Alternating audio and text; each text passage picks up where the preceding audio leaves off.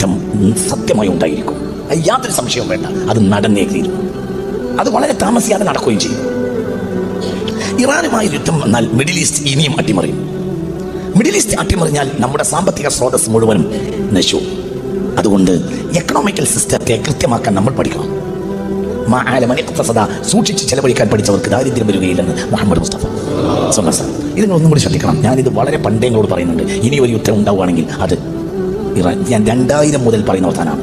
പഴയ കേസറ്റൊക്കെ കേട്ടാൽ നിങ്ങൾക്ക് അറിയാം. അടുത്ത യുദ്ധം ഇറാനുമായാണ്. അത് ഭയാനകമായിരിക്കും. അതിനാരാ ചെയ്യുക? അതിന് മറ്റുള്ളവരാണ് ചെയ്യുക. എന്തുകൊണ്ട്? ഒരു നഷ്ടവും അവർക്കില്ല. നഷ്ടം ആർക്കാണുള്ളത്? പറ, ആർക്കാ നഷ്ടം സംഭവിക്കുക? മുസ്ലിമീങ്ങൾക്ക്. ഇറാൻ ഇനി ഒരിക്കലും അമേരിക്കയെ തിരിച്ചടിക്കില്ല. ഇറാൻ തിരിച്ചടിക്കുകയാണെങ്കിൽ തിരിച്ചടിക്കുക എങ്ങനെയായിരിക്കും?